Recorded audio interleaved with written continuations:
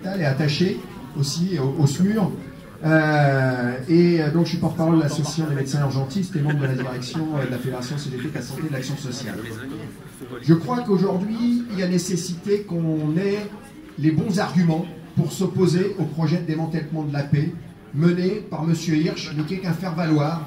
Parce que derrière M. Hirsch, vous avez son adjointe, qui s'appelle Mme Sueur, qui vient de Bercy, et dont l'objectif est uniquement l'équilibre des comptes, et bien sûr, un équilibre des comptes où c'est du toujours moins pour faire plus. Et donc, on voit bien que c'est elle qui a inversé brutalement le projet de Garches. Il y avait un projet avec la reconstruction sur site à Garches, et brutalement, en juillet, elle a décidé que, pour des raisons financières, il était plus intéressant pour l'AP de valoriser ces terrains dans une des zones d'Île-de-France où le terrain coûte le plus cher. Hein, pour ceux qui connaissent Garches, par de la Coquette, c'est pas les pauvres, hein, c'est pas les petits pavillons de banlieue comme chez moi à Drancy ou à Bobigny. Et donc, c'est les gens qui réfléchissent uniquement à partir de ces questions financières. L'humain ne les intéresse pas. Vous savez que le soin, c'est pas uniquement de la technique. Quand on est pendant plusieurs semaines à l'hôpital, comme à Garches, il est important d'avoir un parc. Dès qu'il y a un petit rayon de soleil, on sort. Ça améliore le moral, et si ça améliore le moral, eh bien ça améliore l'état de santé, et les malades se rééduquent beaucoup plus rapidement. C'est les gens qui pensent qu'avec leur portefeuille. Et c'est à ça qu'il faut qu'on s'oppose aujourd'hui.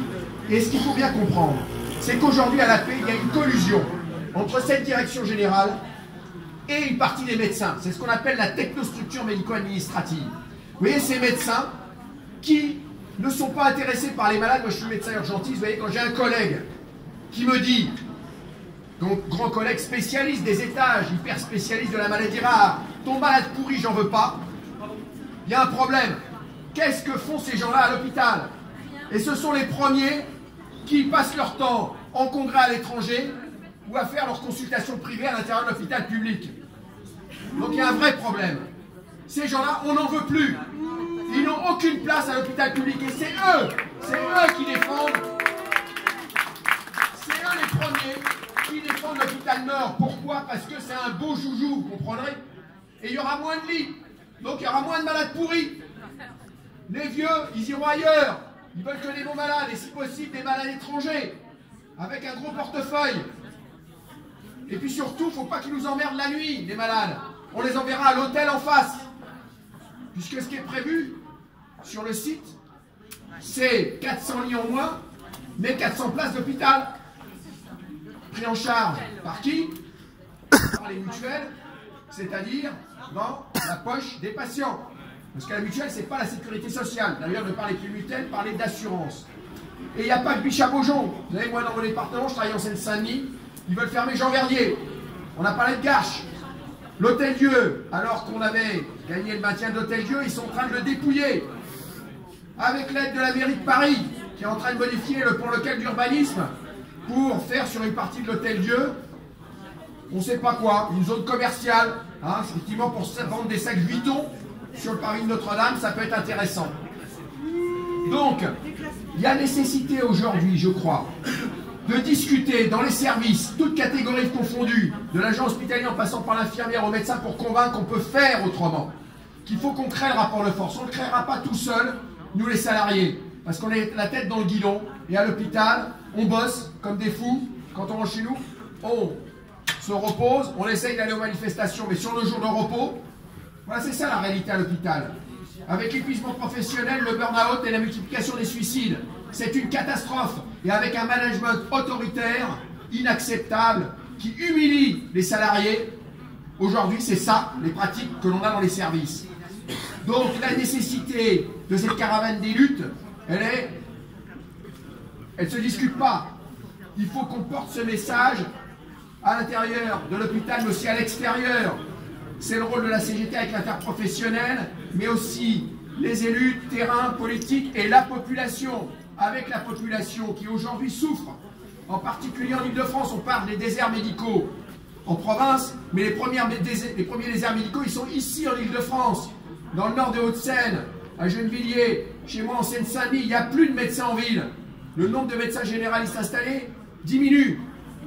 Et quand on veut chercher un spécialiste en Ile-de-France, il faut avoir la carte bleue, en plus de la carte vitale, parce qu'ils sont quasiment tous en dépassement d'honoraires, y compris à l'hôpital public. Comment est-il possible qu'on accepte qu'à la Pitié-Salpêtrière, et moi je donne des noms, en cancérologie, le professeur Kayat fasse payer 700 € la consultation et personne ne lui dit rien? Donc il y a nécessité aujourd'hui qu'on se rebelle, et il y a des solutions. Les camarades en ont déjà parlé. C'est simple, les propositions de la CGT sont claires et nettes. C'est le service public, avec des centres de santé rattachés aux hôpitaux, avec des personnels salariés, des médecins qui travaillent dans ces centres de santé et à l'hôpital. Il n'y a plus de problème de tiers payants, puisque les gens étant salariés, ils vont à la caisse et avec leur carte vitale, ça suffit. Il n'y a plus de problème de dépassement d'honoraires. Et on peut réguler intelligemment l'installation des médecins. Et d'ailleurs, les jeunes médecins, c'est ce qu'ils souhaitent. Ça ne les intéresse pas de gérer une petite entreprise individuelle qui s'appelle un cabinet libéral. Ils veulent une activité intéressante, mixte.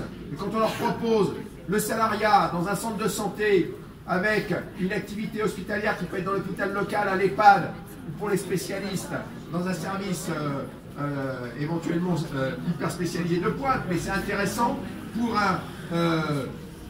un gastro-entérologue, par exemple, de cet hôpital, d'aller faire une consultation au centre de santé de Clichy.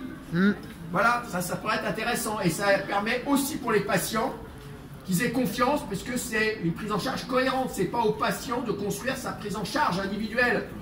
Il voit le consultant dans le centre de santé, s'il a besoin d'être hospitalisé, et bien la personne qui l'aura consulté, il le verra aussi dans le service dans lequel il sera hospitalisé à proximité. Donc, aujourd'hui, ce qu'on nous propose, l'hôpital Nord, ce n'est pas la solution. Et je vais vous donner quelques arguments médicaux. Parce qu'il y a des arguments médicaux. Aujourd'hui, y compris les Américains disent qu'il ne faut plus construire des hôpitaux de grande taille qui deviennent des monstres et qui dysfonctionnent. Et quand ça dysfonctionne, à pathologie équivalente, on a une surmortalité. Voilà, ça c'est la réalité. Beaujon n'est pas un petit hôpital.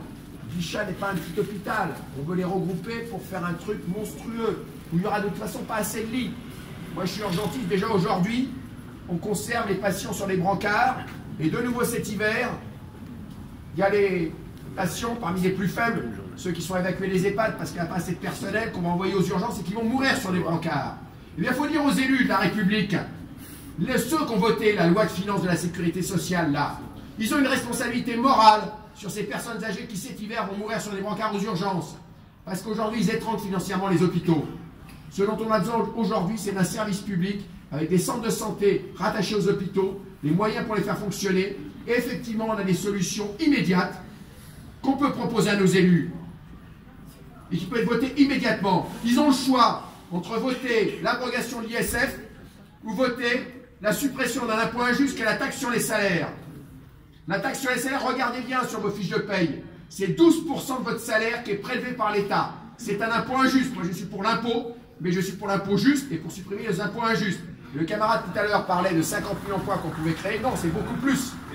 Si on supprime la taxe sur les salaires, c'est 3,5 milliards, un peu plus de 3,5 milliards d'euros, on peut créer quasiment 80 000 emplois. C'est quasiment ce que réclame la CGT. Aujourd'hui, on demande 100 000 emplois en plus dans les EHPAD et dans les hôpitaux, enfin dans le service public hospitalier au sens large. Donc voilà. Donc si aujourd'hui, on ne supprime pas l'ISF et qu'on supprime la taxe sur les salaires, c'est à peu près la même somme, on peut créer 80 000 emplois publics pour les hôpitaux et les EHPAD. Ça, c'est une solution. Et je peux dire, cette solution-là, discutez-en entre vous, avec votre famille. Faites-la monter, faites pression sur les élus pour qu'effectivement elle soit votée à l'Assemblée nationale. Ça, c'est une mesure juste aujourd'hui. C'est une bonne utilisation, effectivement, de l'impôt. Quand on supprime les mauvais impôts et qu'on garde les impôts justes, qu'est l'ISF. Autre argument contre l'hôpital Nord, c'est que quand vous construisez un nouvel hôpital, regardez ce qui s'est passé à l'hôpital Georges Pompidou. Vous déstructurez les équipes. On ne déplace pas comme ça les équipes comme des pions. Ça se construit sur des années, les équipes. Eh bien, regardez, c'est la guerre entre médecins à l'hôpital Georges Pompidou. Alors qu'ici, Les équipes sont structurées, fonctionnent depuis des années. Il y a des équipes de pointe de réputation internationale, tant ici qu'à Beaujon. Et surtout, ce sont les hôpitaux qui marchent sur leurs deux pieds. Ils ont à la fois les services hyper spécialisés, mais ils jouent leur rôle d'hôpital de secteur, avec des urgences, avec une maternité de proximité.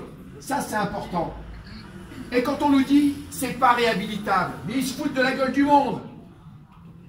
L'hôpital de la plus grande université de New York, l'université Columbia, il est calqué, c'est la même architecture et la même date de construction que Beaujon. Il a été réhabilité et il fonctionne très bien. Donc c'est de la foutaise. C'est uniquement pour réaliser des opérations immobilières. Hein? Voilà, ils vont construire sur des terrains qui ne coûtent rien parce qu'ils sont complètement pourris entre l'usine d'incinération d'ordures et la centrale de chauffage urbain. Et ici, ils vendront les terrains et les viabiliseront. Voilà. Donc, aujourd'hui, on peut être raisonnablement optimiste parce qu'ils sont prêts à leur piège. Les informations, vous savez, aujourd'hui, ce qui est quand même intéressant, c'est que les gens qui nous gouvernent, ils sont en train de s'isoler. Parce qu'y compris des cadres de haut niveau, qui ont quand même quelques valeurs humaines, de service public, ils nous donnent des informations.